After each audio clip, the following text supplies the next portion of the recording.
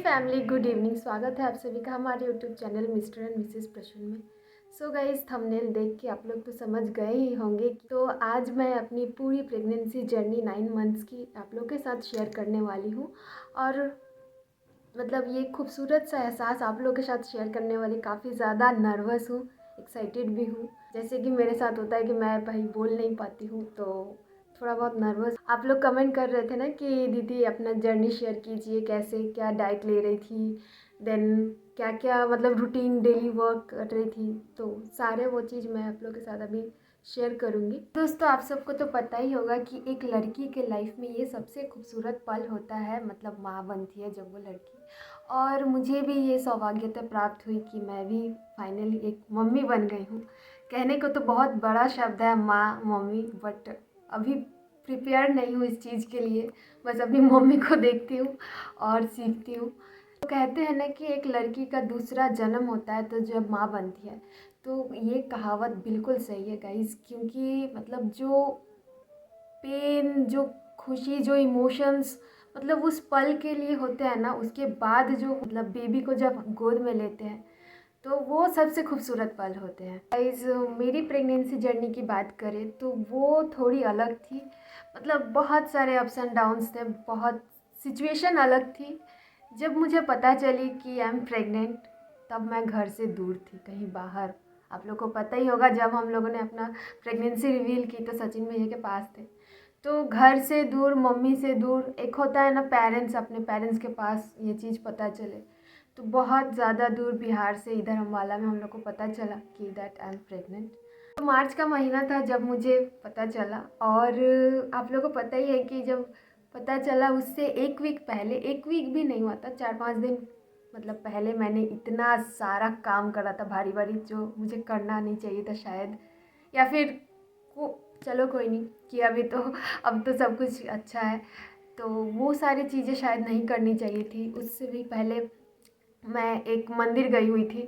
वहाँ पे मैंने पता नहीं रोप पे चढ़ना, देन क्या क्या और भी सारी चीज़ें की थी। ब्लॉग में तो सब कुछ होगा। तो ये सारी चीज़ें की थी मैंने, और ये सारी चीज़ें नहीं करनी चाहिए थी। फर्स्ट 3 मंथ्स बहुत ही क्रिटिकल होते हैं, बहुत ही क्रूशियल होते हैं, तो उसमें बहुत सेफ रहना पड़ता है। तो भाई मैंने जब किया था ना, तो जब मुझे पता चला कि अरे ये सब चीज़ें मैंने की थी, तो बहुत ज़्यादा डर गई थी कि सब कुछ ठीक तो होगा ना, जब डॉक्टर के पास गए। तो गाइस, जब मुझे पता चला ना, तब क्या बताऊँ, मेरे तो रोंगटे खड़े हो गए, क्योंकि मैंने कुछ दिन पहले ही इतना भयंकर डांस किया था, बता नहीं सकती। देन एनिवर्सरी पे इतने सारे गेस्ट्स आए हुए थे, सबका ख्याल रखना, दिन भर बिज़ी रहना, काम करना, ये वो खड़े रह के। आप लोग को पता ही होगा कि फर्स्ट 3 मंथ्स क्या, फर्स्ट मंथ आई थिंक बहुत ज़्यादा क्रूशियल होते हैं। और कोई प्लानिंग नहीं था, कुछ नहीं था, बट ये चीज़ हुई जब पता चली हम लोगों को। तो मैं बहुत ज़्यादा घबरा गई थी, बहुत ज़्यादा डर गई थी कि सब कुछ सही तो होगा ना, क्योंकि बहुत टेंशन हो रही थी मुझे, क्योंकि घर से दूर थे। और उसके बाद तो आप लोगों ने देखा ही होगा व्लॉग में कि कितना ज़्यादा रो रहे थे हम, क्योंकि वो खुशी के आंसू थे, समझ में नहीं आ रहा था, मिक्स्ड इमोशंस थे, सरप्राइज थे। बट अगले दिन फिर हम लोग गए डॉक्टर के पास। डॉक्टर क्या, हम क्या, मैं अकेले गई, बहुत ज़्यादा डरी हुई थी, क्योंकि मैं तो उम्मीद ही नहीं था और अभी एक्सपेक्ट नहीं कर रहे थे गाइस, जो सच बात है ये। और इनको जाना था मेरे साथ, बट इनका सडनली क्लास को जाना था, तो सचिन भैया के साथ मैं ही चली गई। बस सचिन भैया और हम, भाभी भी थी, बट वो कॉलेज में क्लास कर रही थी। तो बहुत ज़्यादा अंदर से डरी हुई थी, बहुत ज़्यादा घबराहट सा हो रहा था। फर्स्ट टाइम जब डॉक्टर के पास गई थी, उनको सब कुछ बताना था, सब बता रही थी क्या क्या, वो सारे डिटेल्स पूछ रहे थे। तो उस समय ना पेरेंट की बहुत ज़्यादा ज़रूरत, मम्मी को, मुझे लग रहा था कि मुझे मम्मी की ज़रूरत है। दोनों में से कोई मम्मी मेरे पास नहीं थी, तो बहुत ज़्यादा डर लग रहा था। और ऐसे ही करके फर्स्ट डे जो डॉक्टर के साथ इंटरेक्ट की, तब फिर वो कुछ दिन बाद मुझे बुलाए कि first I think ultrasound 8 weeks पे हुआ था, या पता नहीं कब हुआ था, मुझे याद नहीं आ रही ठीक से। तो उस समय तो अल्ट्रासाउंड नहीं हुआ, उस समय बस मेडिसिन वगैरह वो लोग दे दिए, और जो किट था उसको उसी को देख के वो लोग, मैं उसको लेके गई थी क्योंकि मुझे अभी भी बिलीव नहीं हो पा रहा था कि आई एम प्रेग्नेंट। तो 2 बार ही टेस्ट की भी किया था, तो उनको दिखाया, तो तो बोले हाँ हाँ ठीक है, कंफर्म है। तब जाके मुझे विश्वास हुआ। तो गाइस जब फर्स्ट अल्ट्रासाउंड के लिए बुलाया गया, भाई साहब क्या बताऊँ, फर्स्ट अल्ट्रासाउंड में बेबी का हार्ट फॉर्म हो जाता है 1 मंथ बाद। तो मैंने फ़र्स्ट टाइम हार्ट बीट का वो सुना था और इनको आके बताई थी मैं। तो ये भी बहुत ज़्यादा उतावले हो रहे थे कि मुझे भी सुनना है, मुझे भी सुनना है, बट ये सुन नहीं पाएगा अब तो बहुत ज़्यादा मतलब अल्ट्रासाउंड होने जाता था ना, तब बहुत ज़्यादा डर लगता था। क्योंकि मतलब आप लोग समझ सकते हो, लड़की के लाइफ में ये सारी चीज़ें फ़र्स्ट टाइम जब होती है ना, तब डर लगता है भाई। और मुझे तो ऐसे ही डॉक्टर हॉस्पिटल से बचपन से ही बहुत डर, अभी तक इंजेक्शन से मैं डर रही थी। उस दिन डिलीवरी के टाइम में भी फर्स्ट यहाँ पे नर्व में इंजेक्शन लगाने आ रहे थे, मतलब तो मैं रोने लगी तो कह रहे हैं कि अरे तुम अभी बेबी डिलीवरी माँ बनने वाली हो, ये इंजेक्शन से डर रही हो। तो हम बोले कि इंजेक्शन से डर लगता है और कुछ नहीं। तो ये सारी चीज़ें हैं। उसके बाद तो ये ऐसे चलता रहा। 3 मंथ्स हम लोग अम्बाला में ही रहे। उसके बाद था कि कब घर जाए, क्योंकि 3 मंथ्स ट्रैवल नहीं कर सकते हैं। बट हम लोगों ने डॉक्टर से कंसल्ट किया कि जा सकते हैं कि नहीं जा सकते। तो डॉक्टर ने बोला कि आप लोग जाइए, कोई बात नहीं, दिक्कत नहीं होगी।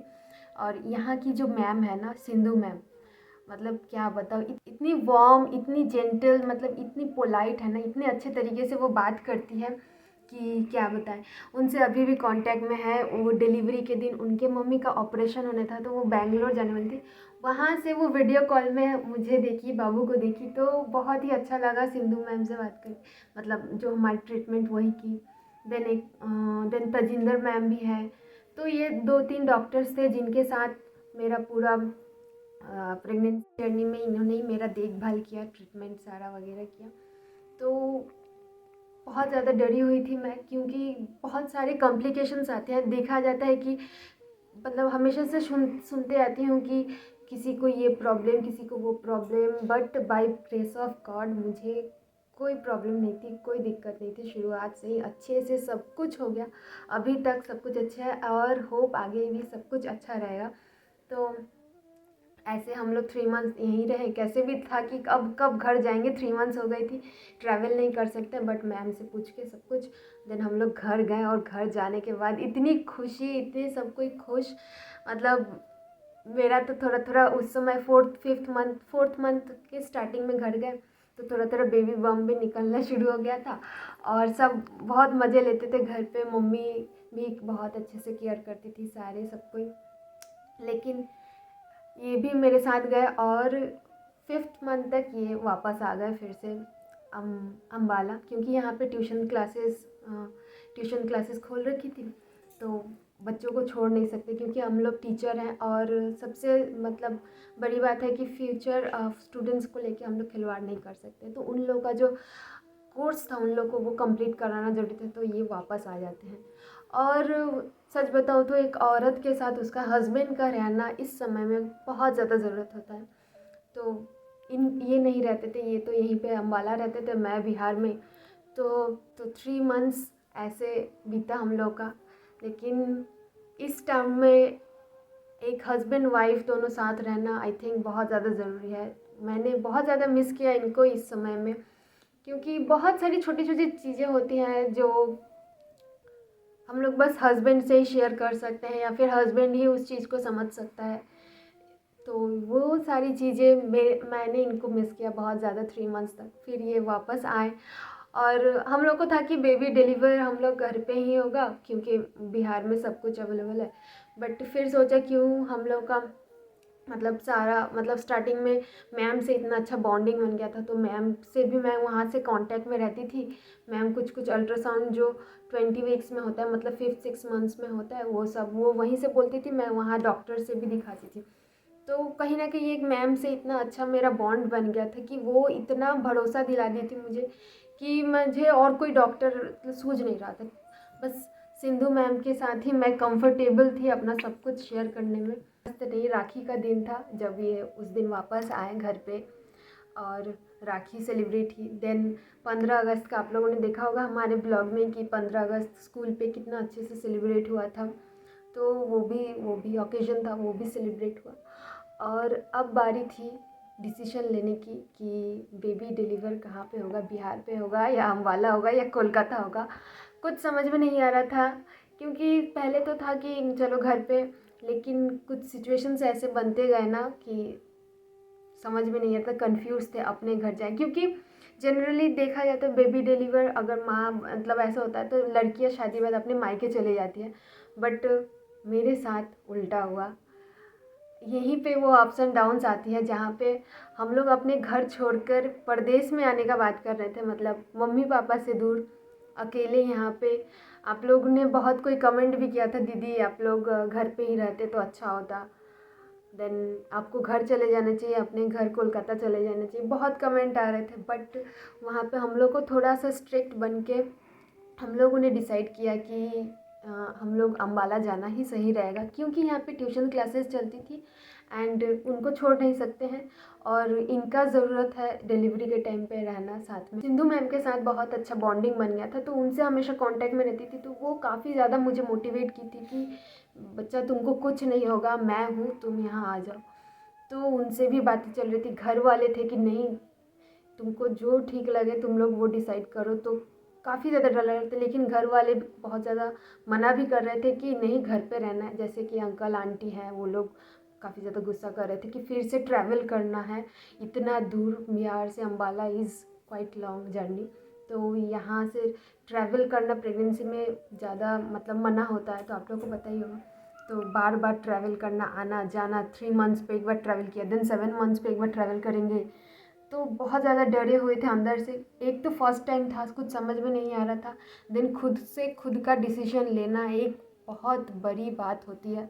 बाई चांस अगर इधर उधर कुछ हो जाए तो उसका ब्लेम हम ही लोग को लेना पड़ता।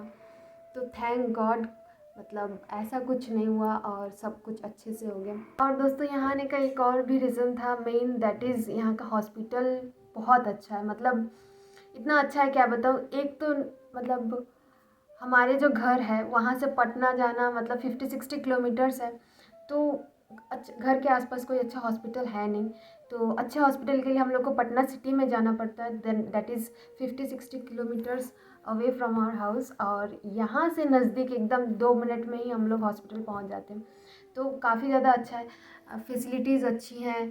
तो ये मेन रीज़न था यहाँ आने का। देन हम लोगों ने स्ट्रिक्टली ये डिसाइड किया हम दोनों ने कि चलो यहीं चलते हैं और अपना जो होगा देखा जाएगा।